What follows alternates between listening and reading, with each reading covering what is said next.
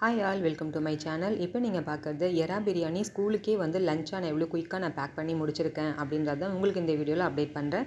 நம்ம சேனலில் ஆல்ரெடி நான் வந்துட்டு சிக்கன் பிரியாணி எப்படி வந்து ஸ்கூலுக்கே பேக் பண்ண முடியும், அதாவது நம்ம எவ்வளோ குயிக்காக பண்ணுறோன்றதையும் உங்களுக்கு அப்டேட் பண்ணியிருக்கேன். ஸோ வந்துட்டு பார்க்காதவங்க பார்த்துக்கோங்க. அதுக்கு முன்னாடி என்னோடய சேனலை சப்ஸ்கிரைப் பண்ணிக்கோங்க. வாங்க இதுக்கு வந்து என்னென்ன இன்க்ரீடியன்ட் யூஸ் பண்ணணும்னு பார்க்கலாம். 2 ஸ்பூன் தயிர், 2 ஸ்பூன் அளவுக்கு இஞ்சி பூண்டு, 2 தக்காளி, 3 வெங்காயம், ஆஃப் லெமனு, பட்டை, இலை இதெல்லாம் எடுத்துக்கோங்க. நான் வந்து 3 பச்சை மிளகா தான் எடுத்துருக்கேன் காரத்துக்கு. இது எல்லாத்தையுமே நறுக்கி எடுத்துருக்கோம்.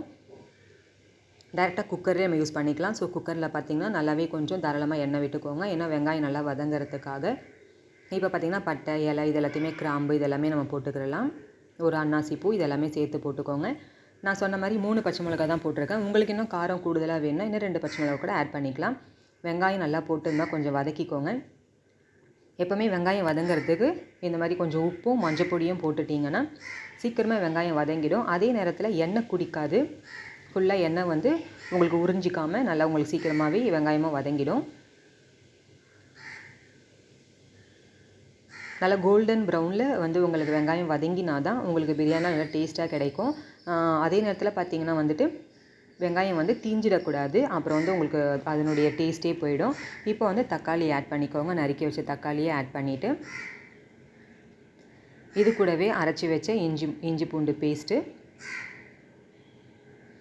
நல்லா போட்டு கிளறி விட்டுக்கோங்க. இதுக்கு வந்து பார்த்திங்கன்னா நான் 1 கிலோ அளவுக்கு எறா வாங்கி க்ளீன் பண்ணி வச்சுருக்கேன். இப்போ 1 கைப்பிடி அளவுக்கு புதினா சேர்த்துக்கலாம்.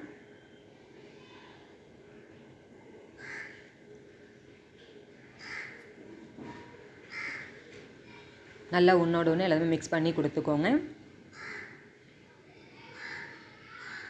இப்போ இது கூட பார்த்திங்கன்னா கரம் மசாலா வந்து 1 ஸ்பூன் ஆட் பண்ணியிருக்கேன். இது பிரியாணி மசாலா 1 ஸ்பூன் ஆட் பண்ணியிருக்கேன். ஓகேங்களா? இப்போ கூடுதலாக உங்களுக்கு காரம் வேணும்னா சில்லி பவுட்ரு இது கூட ஆட் பண்ணிக்கோங்க. ஆனால் மசாலா வந்து இது 2 அளவுக்கே உங்களுக்கு போதும். ஏன்னா நம்ம வந்து அதாவது ப்ரான் வந்து நம்ம 1 கிலோ தான் எடுத்திருக்கோம். அது வந்து உங்களுக்கு அவ்வளோவா வந்து இழுக்காது மசாலா, அதுக்காக. இப்போ இது கூடவே தயிரும் ஆட் பண்ணிக்கிறேன். மசாலாவோடவே இஞ்சி பூண்டு தயிர் இது எல்லாத்தையுமே நல்லா கிளறி விட்டுட்டு இப்போ என்ன பண்ண போகிறேன்னா இந்த ப்ரானை அப்படியே ஆட் பண்ணுறேன். ஏன்னா இந்த ப்ரானுக்கு பார்த்திங்கன்னா நீங்கள் வந்துட்டு நம்ம முன்னாடிலாம் வேக வைக்க போகிறது கிடையாது. ஜஸ்ட் இந்த பிரியாணியோட சேர்ந்தே குக் ஆக போகுது. எப்படி பண்ணுறோன்றதையும் உங்களுக்கு நான் சொல்கிறேன், பார்த்துட்டே வாங்க.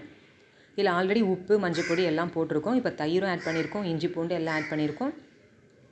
புதினாவோட ஃப்ளேவரும் இருக்குது. அதுக்காகவே இதுலேயே வந்து ஒரு 10 நிமிஷம் இந்த மாதிரி வந்துட்டு வேக விடுங்க. 10 நிமிஷம் கூட தேவைப்படாது. ஒரு 5லேருந்து ஒரு 7 நிமிஷம் நீங்கள் வேக வச்சிங்கன்னா போதும். யாரும் அதுக்கு மேலே வேக வைக்காதீங்க. இப்போ வந்து காரத்துக்காக நான் வந்துட்டு 1 ஸ்பூன் அளவுக்கு சில்லி பவுட்ரு போட்டிருக்கேன். நீங்கள் இன்னும் கூடுதலாக காரம் வேணுன்னா இன்னொரு பவுடர் நீங்கள் ஆட் பண்ணிக்கலாம். இப்போ தான் பார்த்தீங்கன்னா 1/2 லெமனை பிழிஞ்சு வச்சுருக்கேன். இப்போ ஆட் பண்ணுறேன். ஃபஸ்ட்டே ஆட் பண்ணிடாதீங்க. எறா வந்து அப்புறம் உங்களுக்கு வேகாது, ரொம்ப ரஃப் ஆகிற மாதிரி ஆகிடும். அதுக்காக கொஞ்சம் நான் ஆஃப் குக் ஆன ஒன்று லெமன் ஆட் பண்ணியிருக்கேன். இப்போ இது பார்த்திங்கன்னா 1/2 மணி நேரத்துக்கு முன்னாடி பாஸ்மதி ரைஸு நான் ஊற வச்சுருக்கேன். இப்போ 1 கிளாஸ் அரிசிக்கு 2 கிளாஸ் தண்ணி அப்படின்ற விதத்தில் தான் நான் தண்ணி ஊற்றிருக்கேன். ஆனால் இன்னொன்று பார்த்துக்கோங்க, எறா நீங்கள் போட்டதுனால மற்ற காய்கறியோ இல்லை வந்து சிக்கனோ அந்த மாதிரி போட்டிங்கன்னா 2 டம்ளர் அரிசிக்கு 4 டம்ளர் தண்ணி ஊற்றணும். பட் இதில் வந்துட்டு ஒரு 1/2 கிளாஸ் அளவு கம்மியாக ஊற்றிக்கோங்க. அப்போ 3.5 கிளாஸ் அளவுக்கு நீங்கள் ஊற்றிக்கிட்டா தான் சோறு வந்து குழையாமல் கிடைக்கும். அதுக்கு நடுவில் பார்த்திங்கன்னா குக்கரை வந்து இப்போ நான் வந்து விசில் போடாமல் மூடி வச்சுருக்கேன். பக்கத்துலேயே வந்து இப்போ எடுத்து பாருங்கள், விசில் போடாதனால நம்மளால் ஈஸியாக திறந்துக்க முடியும். அதில் வந்து ஆவி வந்துச்சு பார்த்திங்களா, அதில் ப்ரெஷர் வந்ததில்லை. அப்போ அந்த ஸ்டேஜில் திறந்து பார்த்திங்கன்னா ஆஃப் குக் அளவுக்கு இந்த மாதிரி உங்களுக்கு குக்காக இருக்கும். இப்போ இந்த ஸ்டேஜ்லேயே உங்களுக்கு வந்து உப்பு பத்தலையான்றதை கூட நீங்கள் டேஸ்ட் பண்ணிட்டு உப்பு ஆட் பண்ணிக்கலாம். இப்போ பக்கத்துலேயே பார்த்திங்கன்னா நான் வந்து ஒரு கல் சூடு பண்ணேன் பார்த்திங்களா, இது வந்து நான் உங்களுக்கு தம் வைக்கிறனால அந்த கல் ஆல்ரெடி பக்கத்துலேயே சூடு வச்சுட்டேன். அதனால் பார்த்திங்கன்னா இந்த குக்கரை டைரெக்டாக எடுத்து அது மேலே கொடுத்ததுனால இப்போ ஆல்ரெடி குக்கு பாதி ஆனதுனால இப்போ சீக்கிரமாக உங்களுக்கு குக் ஆகிடும். இதில் பார்த்திங்கன்னா ஃபுல்லாக ரெடி ஆகிடுச்சு. உங்களுக்கு இந்த மாதிரி தம் பண்ணி எடுக்கும்போது உங்களுக்கு வந்து பிரியாணி தீயாது, அடி பிடிக்காது. கடைசி வரைக்கும் உங்களுக்கு அடி பிடிக்காது, நல்லாயிருக்கும். இப்போ பார்த்திங்கன்னா 2 பேருக்கும் லஞ்ச் நான் பேக் பண்ணிடுறேன். கூடவே இந்த மாதிரி வெள்ளரிக்காவும் தயிரும் சைட் டிஷ்ஷாக நான் வைக்கிறேன். இந்த வீடியோ உங்களுக்கு பிடிச்சிருந்துன்னா லைக், ஷேர், கமெண்ட் பண்ணுங்கள். மறக்காமல் என்னோடய பேஜை ஃபாலோ பண்ணிக்கோங்க, சப்ஸ்கிரைப் பண்ணிக்கோங்க. கூடவே பெல் ஐக்கானையும் ப்ரெஸ் பண்ணிக்கோங்க. அப்போ தான் என்னோடய வீடியோஸ் உங்களுக்கு வரும். தேங்க்யூ.